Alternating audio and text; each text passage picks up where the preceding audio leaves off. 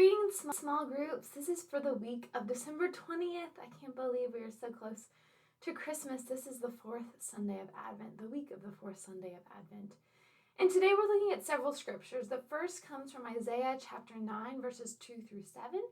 Then also John chapter 1, verses 1 through 18. And then I also mentioned 1 Samuel 8, verses 7 through 22. And that's about the first king and the people wanting something different than what God wanted for them, but God relenting and giving in. And so that helps us to understand the Isaiah passage, because in Isaiah, God is promising a good king. God had warned the people in 1 Samuel that of what kings would do. They would take everything. They would lead the sons to war and many other things, but yet the people still wanted a king.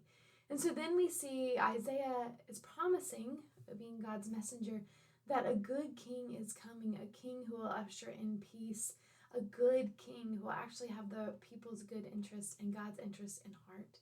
And so John is saying that this is that king who was promised. Christ is that good king, that king who will usher in peace. So peace is our word for this week. Peace is something we all yearn for, isn't it?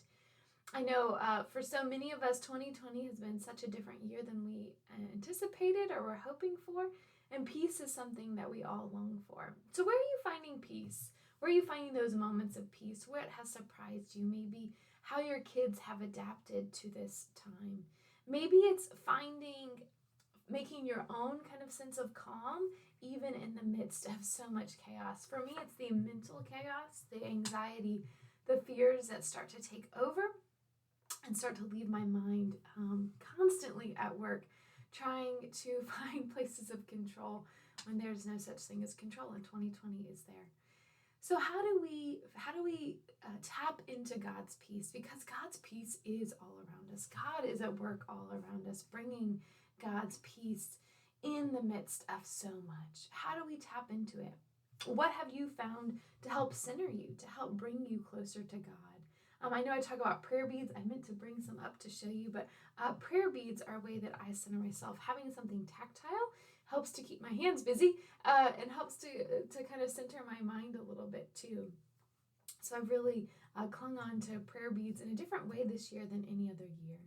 Then I love singing. I miss being able to sing together, but singing just brings me a sense of peace and a sense of calm and helps me to feel super connected to God. And so I have taken to some nights finding my favorite hymns or Christian songs on YouTube and just belting them out with the singers. And so that's a way that I kind of tap into God's peace. So how are you finding those places? Because our usual things have been taken from us, haven't they?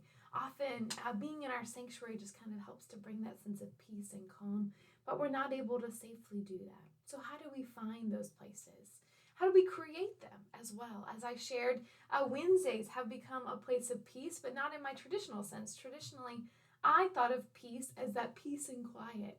But we've had to find creative ways to tap into God's peace, to see God's peace even in the midst of craziness and people scrambling to figure out what's going on and scrambling to feed our community as quickly as we can, but still finding God's peace. Also, that reminder that we at times are called to be the quiet in the midst of the world being so loud. And sometimes we are meant to be the loud ones when the world is quiet, to stand up to injustice, to bring God's peace. So the question for you this week is, where is God's peace? Where are you tapping into God's peace? And how are you sharing God's peace? First of all, how are you kind of channeling it yourself, but then sharing it with the world? Maybe it's with your coworkers, even virtually. Are you able to share God's peace? Maybe it's with your family. Maybe it's with your kids, helping them to learn new skills as they claim God's peace for them. All right, friends, I hope you have a wonderful week. As always, reach out with any concerns. Let me know ways I can be praying for you and your family, and a very Merry Christmas later this week. Have a wonderful week, friends.